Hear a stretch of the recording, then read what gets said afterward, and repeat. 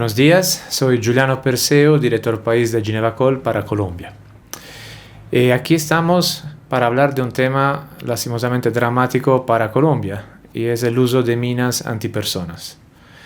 El uso de ese artefacto explosivo está prohibido por la regla del derecho internacional humanitario en cuanto están ciegas, no ven finalmente a quién afectan.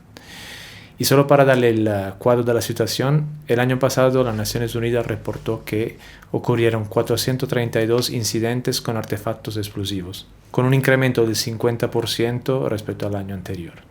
Entonces es un problema grave que se va haciendo más grave. Este es un primer podcast de una serie de 5 donde vamos a hablar de este tema con personas que intervienen para limitar el daño que las minas hacen y también con sobrevivientes. Entonces, en este primer episodio estamos aquí con Golda Ibarra, que es la directora país de la Federación Luterana Mundial para Colombia y Venezuela. Hola Golda, bienvenida. Gracias Giuliano por este espacio y realmente es un tópico sensible, pero creo que es bastante oportuno evidenciarlo, ¿no? Absolutamente, absolutamente. Entonces, la Federación Luterana trabaja mucho el tema de minas. Y mi primera pregunta para ti es, ¿qué sentiste la primera vez que escuchaste el testimonio de una víctima de minas? De hecho, pues fue una persona que pasó de ser víctima y se ve como al inicio cómo recuerda la historia, pero cómo le da un giro también muy humano y muy positivo a partir de toda esa serie de acompañamiento que se tuvo. Y recuerdo muy bien que me dijo un dato que yo no sabía y no estaba consciente. Me dice, tú sabes que después de que una persona es víctima de un artefacto explosivo, se desintegra su familia. Más del 80% de los hogares de una persona víctima de los artefactos explosivos se desintegra su familia. Para mí fue un dato muy fuerte y ahí es donde vemos que no solo afecta a la víctima, sino también a su entorno familiar, ¿no?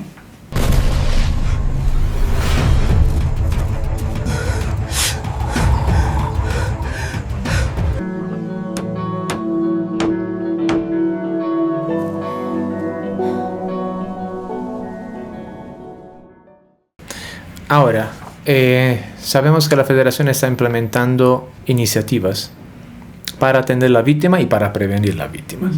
¿Nos puede contar un poquito de esas experiencias? Mira, nosotros como federación empezamos el proceso o un proyecto que se llama De Sobrevivientes Actores de Cambio, y yo creo que el título es un reflejo de lo que nosotros hacemos y el proceso, ¿no? El acompañamiento que nosotros damos es un acompañamiento desde lo emocional, psicológico, para hacer todo un tema de inserción o reinserción social, porque es algo muy necesario, pierden los medios de vida, se alteran, pero también acerca de la prevención, ¿no? Cómo estas personas entre un proceso de apoyo entre pares pueden apoyarse a partir de la educación del riesgo de minas, ¿no? Entonces yo creo que para nosotros como federación, que empezamos desde el 2022, ha sido un proceso incluso de aprendizaje para la federación, ¿no? Cómo va evolucionando el fenómeno, se ha recrudecido en la sociedad colombiana y la afectación pues cada vez está mayor, pero tratar de hacer un proceso desde las personas, para con las personas y entre ellos mismos hacer procesos de pares, creo que ha sido lo más significativo para nosotros. Justamente hablando del apoyo que una víctima puede dar a otra persona, a otra víctima, o entre ellos, que me parece fundamental porque demasiadas veces vemos a la víctima como personas que solamente necesitan, mientras que no pueden dar, no pueden contribuir a resolver, o por lo menos a intentar resolver el problema. Entonces, ustedes tienen una metodología que se llama de sobreviviente a sobreviviente. ¿Nos puedes hablar de eso? Sí, yo creo que, y esto es un proceso, no es algo que se da en el instante que dos sobrevivientes interactúan, sino es un proceso primero de acompañamiento de un sobreviviente de artefactos explosivos que lleva un proceso realmente de acompañamiento psicológico para ser preparado para poder dar esa atención psicológica, ¿no? Y lo que buscamos nosotros es de que se genere una relación de confianza, que no sea algo impuesto, sino que realmente entre los mismos sobrevivientes se reconozcan y digan, bueno, esta persona también pasó por un proceso similar al mío, y ahora está en apoyo a mí, y ya no es tanto buscar el servicio como tal, sino llamarte en una relación de confianza, de mira, yo tengo esta situación ahorita, producto del incidente, ¿cómo me puedes apoyar?, ¿no? Y eso yo creo que ha generado también que de parte del sobreviviente que está dando el acompañamiento, también interiorice lo que otras personas sienten, pero también sea este actor de cambio, ¿no? A decir, bueno, ahora está en mí, ya tengo las herramientas y cómo yo paso esas herramientas hacia la otra persona y puedo apoyar realmente activamente, ¿no? Muy bien. ¿En qué zonas de Colombia están trabajando y por qué esas zonas? Desde el 2022 empezamos a trabajar en Arauca, en Guaviare y en Chocó. Creo que son, bueno, de las zonas, como vos sabés, de las zonas más impactadas por artefactos explosivos, ¿no? Se usan como un mecanismo de control para con la sociedad y son las zonas que han sido históricamente más afectadas. Entonces nosotros vimos la necesidad de en estas 3 ubicaciones que no solamente existían los artefactos, pero también había una fragmentación de los servicios que ellos podían acceder, ¿no? Especialmente el servicio de salud. Entonces vimos la necesidad humana de poder hacerlo, y es un proceso que no es de un día a otro, ¿no? Es realmente un proceso sistemático desde el 2022 a la fecha. Los números solo del año pasado te dicen que más de 700,000 personas han sido afectadas, no solo por el tema de las minas, sino también el tema del confinamiento, ¿no? Que va muy de la mano con el tema del conflicto armado, lastimosamente, por lo mismo que te digo, que es un mecanismo de control, ¿no? No, absolutamente. Golda tocó un punto muy importante. Cuando hablamos de víctimas de minas, no entendemos solamente la persona que son lastimadas por la mina directamente, sino toda la persona cuya vida es condicionada por vivir en zonas rurales, más que todo, donde los grupos armados sembran minas. Por ejemplo, si sembran mina en una finca, la gente ya no puede cultivar en ese terreno. Si ponen minas cerca de una escuela, los niños difícilmente irán a esa escuela, entonces pierden su derecho a la educación. Si una comunidad tiene que confinarse porque está rodeada de minas, pues no van a poder trabajar. Hay toda una serie de efectos a cascadas que terminan lastimando. Hemos escuchado cientos de miles de personas en Colombia cada año. No es un tema así como minoritario. Ahora, volviendo a vuestro trabajo, ¿nos puedes contar cómo le has impactado escuchar las historias de sobrevivientes? ¿Qué han aprendido de esas historias? Yo creo que es más que un número. Hay personas detrás de todas estas historias. Y creo que nosotros como institución hemos aprendido también a ser más empáticos, pero una empatía desde la acción. No solamente verlos como víctimas, sino también como personas con agencia que tienen las herramientas para poder cambiar esa situación emocional, económica, familiar que ellos tienen, ¿no? Hemos aprendido que tenemos que trabajar con ellos y nosotros y también recibir el apoyo de ellos, porque uno aprende también de decir, este es el lenguaje correcto, este no es el abordaje. Desde su propia experiencia, nuestra metodología también va en constante cambio, no es algo estático, ¿no? El mismo contexto te lo dice, ¿no? O sea, el tema del conflicto armado va evolucionando cada vez y por eso el impacto también en las personas va evolucionando cada vez, ¿no? Entonces no nos podemos mantener en una metodología estática o una metodología que nosotros digamos, bueno, sirvió en el 22 y va a seguir sirviendo en el 2026. No es así, ¿no? Entonces yo creo que ese aprender, así como ellos cambian su vida, nosotros tenemos que cambiar nuestra visión y nuestros programas para con ellos, ¿no? Absolutamente. Aquí otro aspecto. La Federación Luterana, al igual que Geneva Call, son organizaciones suizas. Pero yo sé que aquí en Colombia trabajan con varias organizaciones locales. ¿Nos puedes hablar, bueno, quiénes son y cuál ha sido esta experiencia de trabajo y qué impacto tienen en el territorio? Sí, yo creo que, bueno, la primera experiencia y la primera organización que realmente es una organización hermana para nosotros, hace parte de la federación como tal, y el testimonio que ellos dan es muy hermoso, y es el colectivo Cimarronaje. Es la única organización de sobrevivientes en el Chocó. ¿Cómo empezó todo este proceso? Realmente dando el apoyo a nosotros, como sabes, ¿no? Entre pares, el seguimiento. Y en una de esas ocasiones, entre ellos mismos dijeron, bueno, consideramos que nosotros podemos convertirnos en una asociación. Tenemos las herramientas y bueno, ahí es donde nosotros como federación también decidimos apoyarles todo el proceso, que se hiciera el registro, incluso ahora ellos reciben financiamiento propio.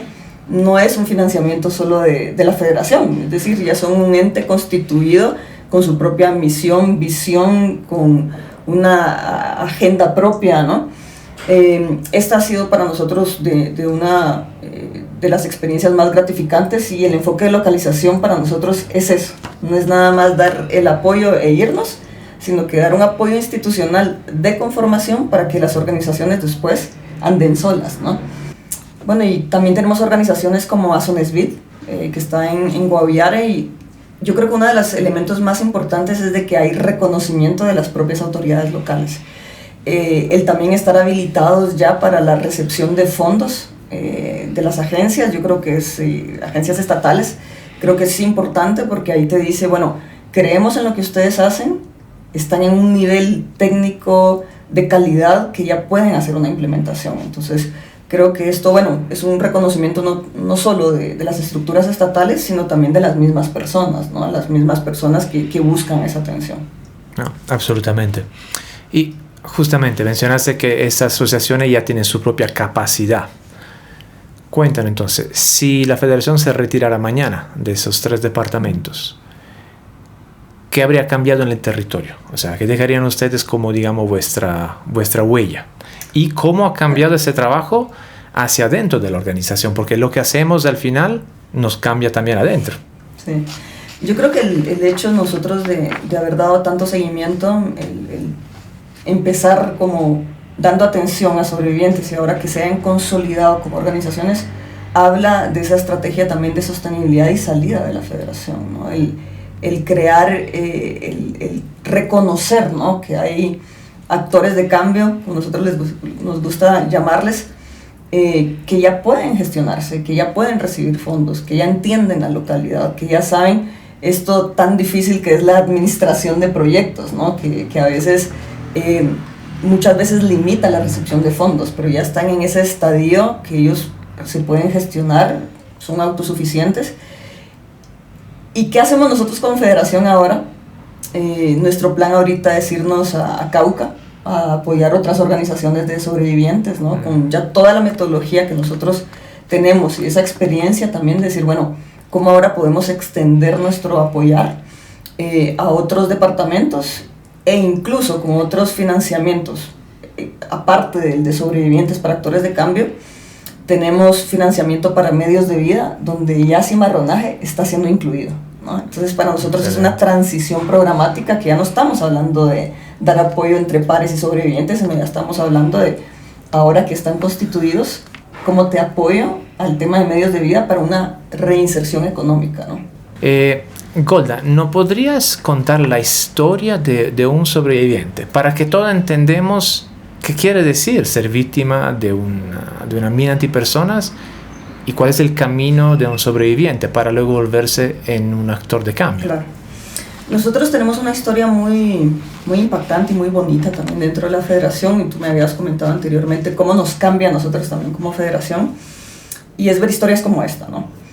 Alcides fue una persona víctima de un artefacto explosivo que requirió prótesis, pero más allá también del apoyo físico requirió orientación social, psicosocial, orientación jurídica. Bueno, Alcides no solamente necesitó el tema de apoyo físico con una prótesis, sino también asistencia psicosocial, orientación jurídica, orientación también educativa, ¿no? Por el tema de la afectación de los medios de vida, y pasó de eso a ser un dinamizador comunitario, ¿no? Entonces para nosotros es allí como es el título de esta serie de podcast de Sobreviviente Actores de Cambio, para nosotros es un ejemplo realmente a seguir, y creo que es el reflejo de nosotros como organización de decir, bueno, también necesitamos de esas personas para el aprendizaje, el ver cómo realmente desde estas personas, desde las víctimas de sobrevivientes, de las víctimas de minas, también pasan a ser esos sobrevivientes de actores de cambio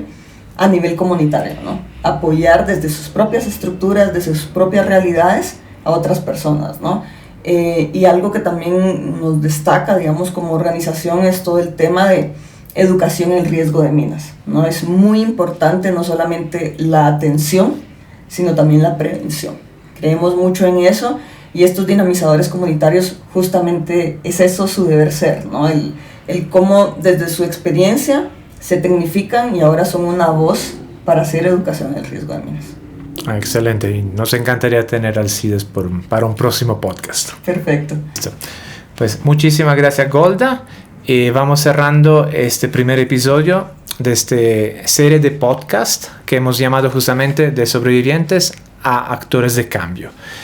Van a seguir otros 4 podcasts donde vamos a entrevistar a representantes de Cimarronaque y a Zones VIP. Y también otras personas que nos pueden hablar de ese tema, de ese problema tan grave, pero también resaltando lo que se está haciendo en organizaciones internacionales, pero también de la gente que vive en la misma zona afectada. Para nosotros eso es sumamente importante. Entonces, muchas gracias a Golda y muchas gracias a todos los que nos están viendo. Gracias, un gusto, Hasta Julián, luego. y siempre estamos acá a las órdenes. Gracias. Gracias.